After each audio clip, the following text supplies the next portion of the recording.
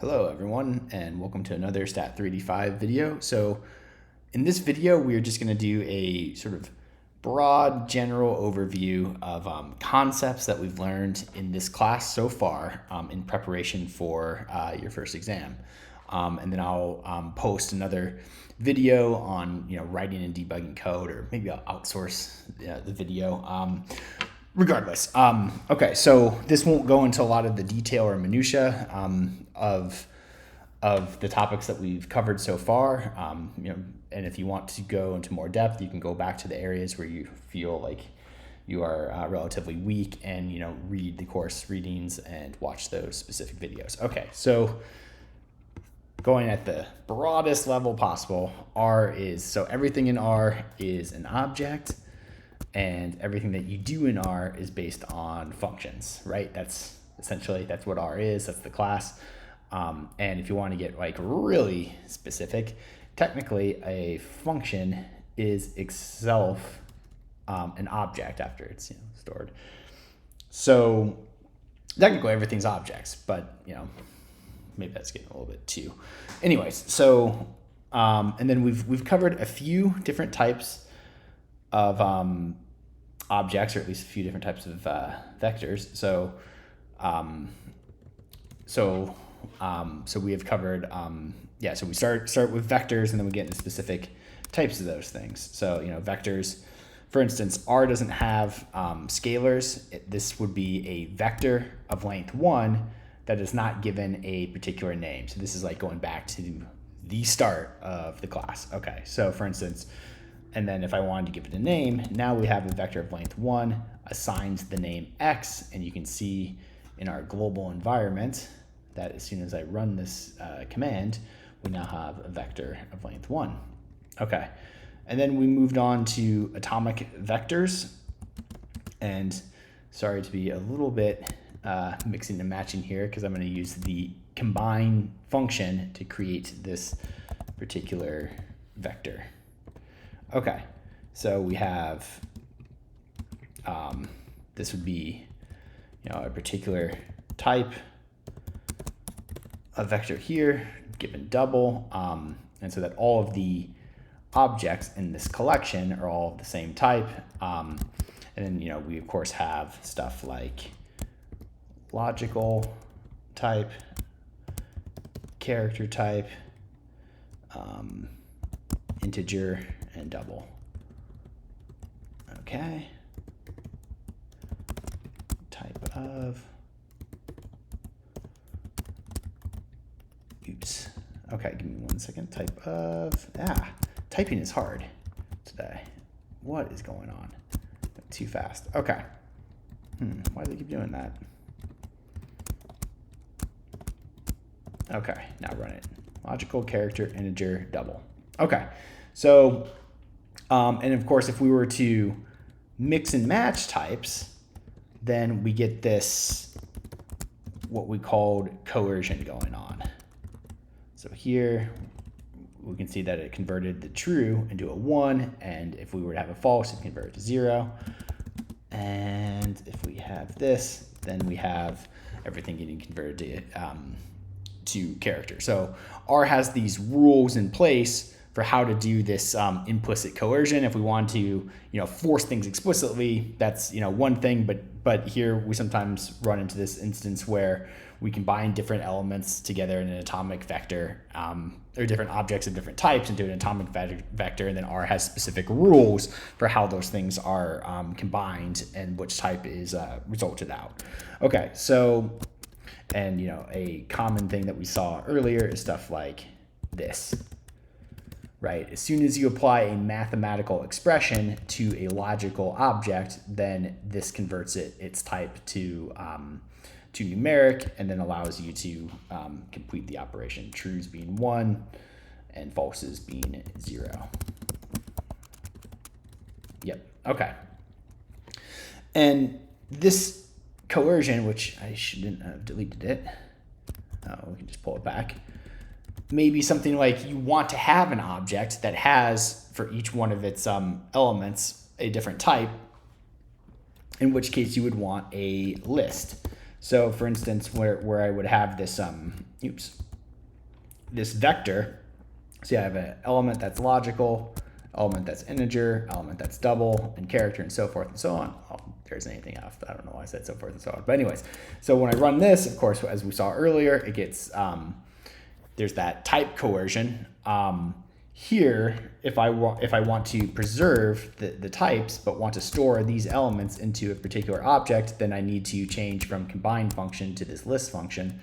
And now you can see that I have a list where each object is the specific, is of a different type, or each element of this list is of a different type. Okay, and then, of course, with lists, we can get, we can do much more interesting things than just basically taking, 4 elements, but we can, make a name list where we can do a bunch of numbers. Let's see, 100 to 1. So this would create a sequence of integers going backwards from 100 to 1. We could do true, false. See, we can actually put a function, which this is just an object's name referencing something, a function that exists in base R. And we can even add a list. A equals 1, B equals. Okay. All right. And you can see what's going on here. So we have a relatively complicated assortment of different objects that are being collected into this particular generic vector. Okay. And then data frames, which we've covered briefly, but we'll cover in much more detail, which are very useful for data analysis, are lists where each of the elements in that list has the same length. So this becomes, and we can create it specifically using the data frame function. Let's see here, and then rep true, false, z equals. Okay, oops.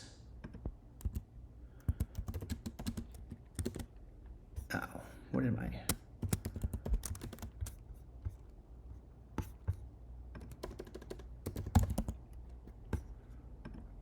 Sorry, being a little bit sloppy. Okay, there we go.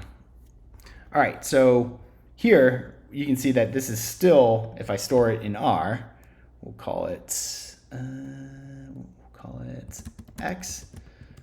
That type of, still a list, but then when we output it, we can see that it's in this nice, easy to read format. So when R can recognize that each one of the elements inside of a list has the same length, we could actually store that in a more convenient way, which we could view, and this could help us get a sense of what these variables are that are collected for a particular subject. So sorry, maybe I'm getting too far ahead of myself, but like here we have, we could imagine that we have 10 subjects. There's 10 elements of each one of these objects that are in each one of these lists.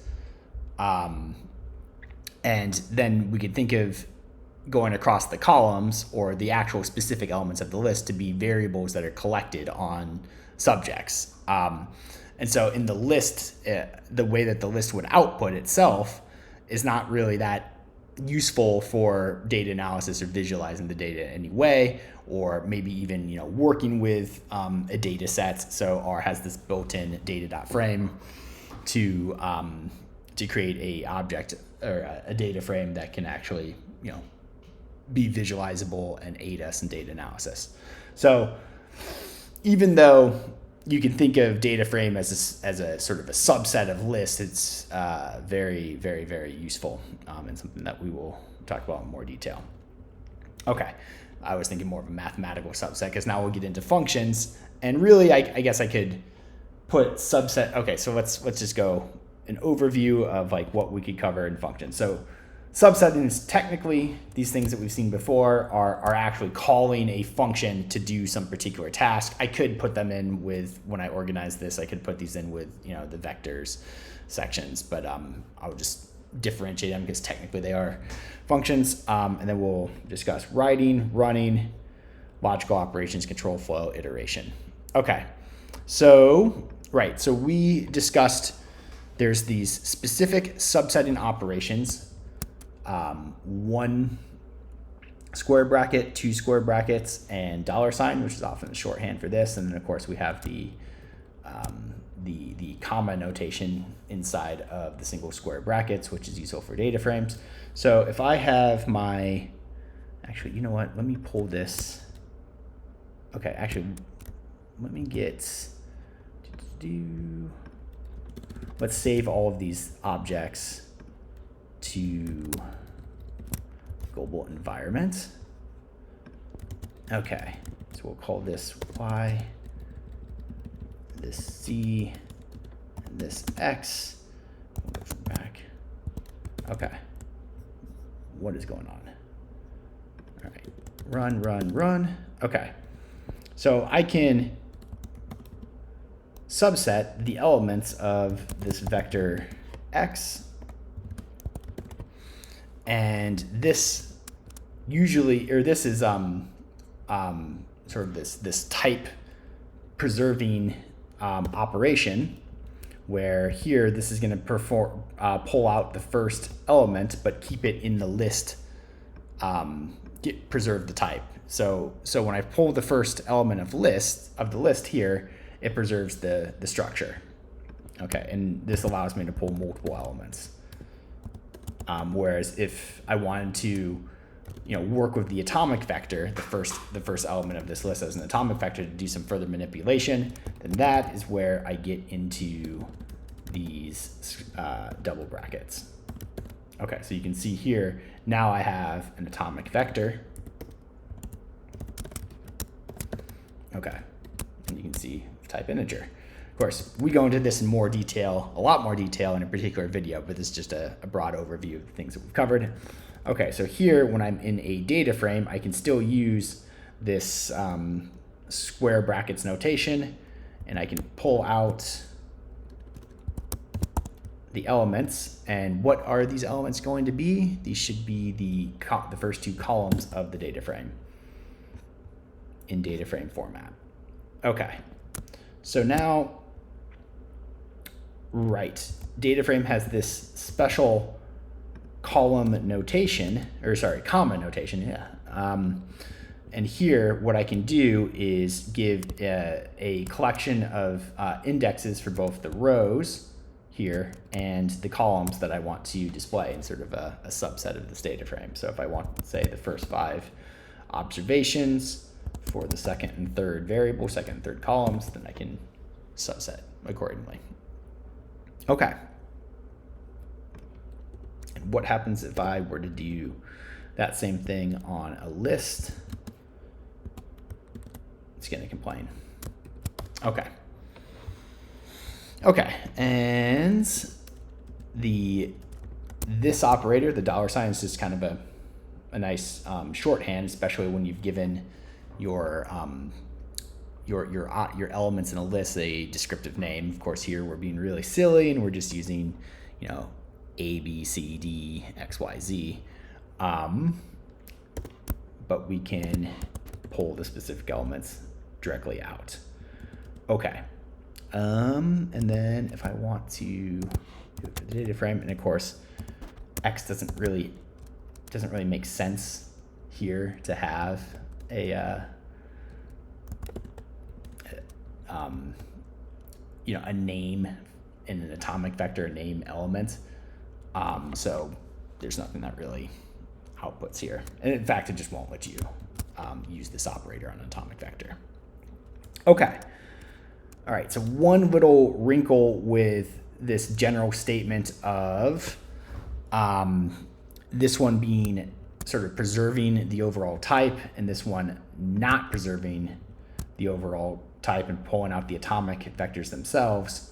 If I pull out, say, the first column here, you can see here, I don't have this like list preserved, or I don't have the name of this first column. And you can see more specifically that I actually have an integer vector, so it didn't actually keep the type as list. So one little exception to the general rule when you're using the single square bracket subsetting operator, when you apply it to a data frame, if you're pulling out specific columns, it's actually going to drop you out of type list and go to the type of the element itself. Okay, great. So technically a function, still transitioning over to the more general, or the more widely used description of the function. So first thing, of course, R has basic functions that we've seen before, something like the mean function. But one of the most important tasks in R is writing our own functions to do some particular task.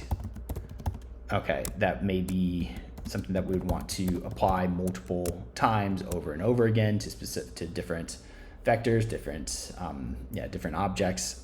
Something that we would repeat more than once, or could imagine repeating over once. We can incorporate the sets of instructions that we would use into a function. Okay, so here we are going to just create something relatively silly just to demonstrate the point on how functions are written. So we start with the function, supply it with some arguments, use this curly brace, and then there's the body inside of the function, which provides the sets of instructions that we are going to perform with these inputs given.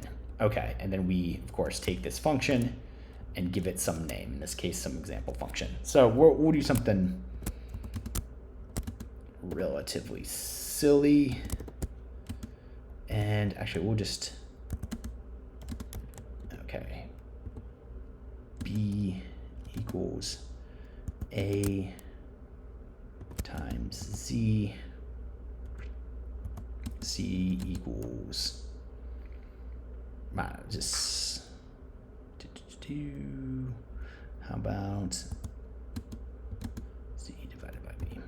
No, I don't want to do that. That's silly. We'll just leave it here. Okay, just something silly. Okay, so now I can store this, and we can now take the function that we have, right, and give it some arguments. I have to supply values for these, right? Because if I don't, R will complain at me because no default values are given.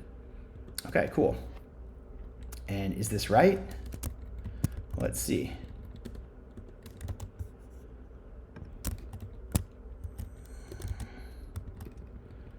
Little trick here. If I switch the commas to semicolons, that will just execute this one line.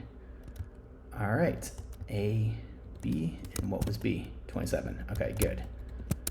All right, so, and of course, as I sort of alluded to, I can supply default values for any one of these arguments, and therefore I wouldn't need to supply it in the function call if it has a default value, if I want to run at the default value.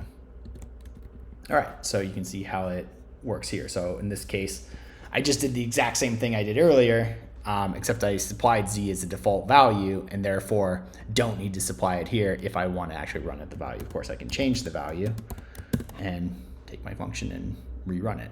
Okay, great. Oh, I should say, before I get into logical operations, I'm going to tie it back to subsetting. So let me get a vector again. Actually, you know what? I'll just start from scratch and create some numbers, which I guess we can round them. Okay. All right. Okay, so I have just some numbers generated from a uniform distribution rounded to decimal places. All right, so one thing I could do is I could say I only want to display the large values, where large would just be designated to be greater than 0.7. And so what this is going to do is this is logical subsetting. So I have my vector x of numbers. I have this value 0.7, and I'm doing this comparison. So this is a vector of length 20. This is a vector of length 1. So R does another type of coercion, length coercion, to make this into a vector of length 20. And then it will element-wise determine whether this condition is true or false. Okay, so actually let's do that first. And you can see it here. So then the logical subsetting comes in. I have a logical vector of the same length of the vector that I'm interested in working with, in this case x. And then what this is going to do is it's where all the trues are, the index for that is going to get displayed. And it's this line up. So let's see here. Let me see, where's x? So first element or second element's 0.87. You can see the true right there, and there it is displayed. Fourth element, 0.97. There it is. Okay, so it looks like it's working fine. Okay, so that's logical operation, or sorry, logical subsetting. And another place where this comes in handy is something like if you want to say what are the proportion of observations that are greater than 0.7 in this case. So again, what happened? We have length coercion here to come up with a logical vector, and then we have type coercion applying this mathematical function on top of the logical vector itself. So the cases that are true get coerced to 1, cases that are false get coerced to 0. If we average that vector of 1s and 0s, we get a proportion. This comes up all the time in R programming. So I just wanted to emphasize it here again. Okay. So now getting into control flow, we could do something like, I'm going to just do something relatively simple, but we get into these if-else statements where, up until this point, we have commands that you would just run and would always get evaluated, unless of course there's an error message or a warning message or that kind of thing. But commands that will always get evaluated as soon as they're called upon. And now we can break up the flow and control the output that's being run using if-else statements. So let's say I want to do x equals 42. So if x is greater than 100, print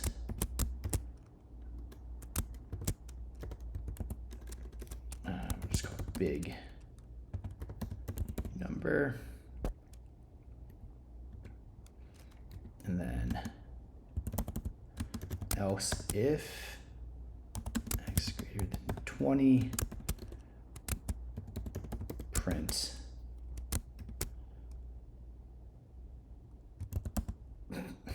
medium size number, and just being silly,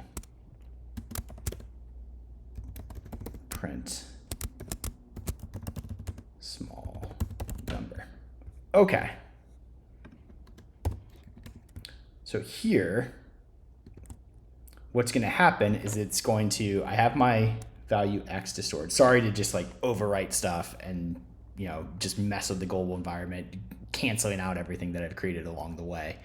Not the best practice, but what can we do?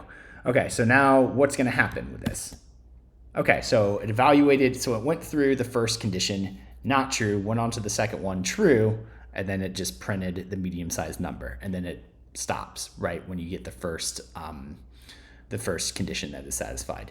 So to demonstrate the point, if I change x to 1,000, then this condition is true, and so is this condition, but it's going to stop at the first evaluation of a true and then break the chain of command here. Okay, great. So that's control flow, and then keeping this that thought in mind about when you have this sequence of if, else statements, that you can use that to your advantage when you're doing these kinds of structures, knowing that the first one that is true will be satisfied, triggered, and then nothing after, and then the whole chain is broken after that. Okay, so last and certainly not least, iteration. So the way that R again works with, I'm saying again, it's the first time I'm talking about this video, but R works with, embraces the principle of like vectorization quite a bit, where you can do stuff like this. And a part of that is if I have a task that I want to apply, to each element of an object, then R can work sort of with that concept and has this built-in functionality to do that in a very concise and easy to read, easy to write way, without having to go through the tediousness of writing and thinking through a for loop. And in many cases, under the hood, or I shouldn't say under the hood, but in many cases it would also be computationally more convenient and faster. So there are plenty of apply functions that we could use, but I find it to be true that you generally want to think through working with lapply and then and then if you want to use sapply to get something that is like roughly the same type of output when you're done and can be sort of brought down to a more easy readable format, then you can do that. But I generally work with lapply first, then sapply, and then we'll try to avoid loops altogether.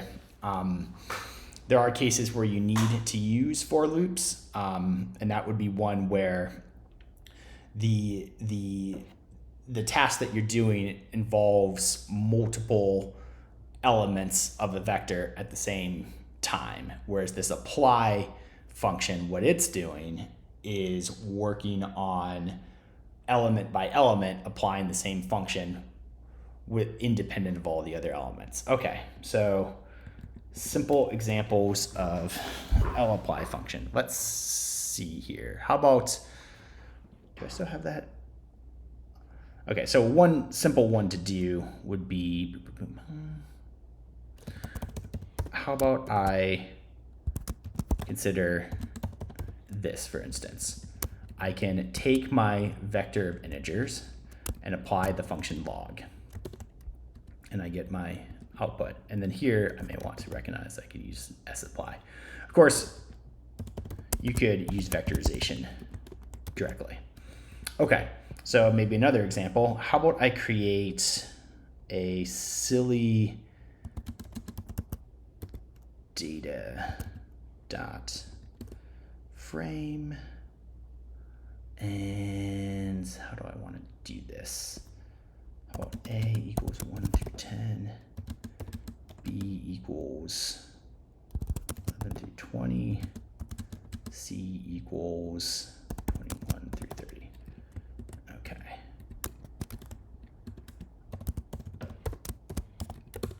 Oops, that's right. Okay, so then what this is doing is I have a list with separate, actually this is tying in a lot of concepts together. Okay, so I have a data frame, which is technically a list, and I'm going to apply the mean function to each one of these elements of the list. Now, of course, if I displayed the data frame, right, I get this nice, easy to read object when I call it. But here, my function lapply, the function, what I want to do is I want to get the mean of each one of these elements or columns in the data frame. And so I can apply the mean function to it directly using lapply. All right, that's pretty cool.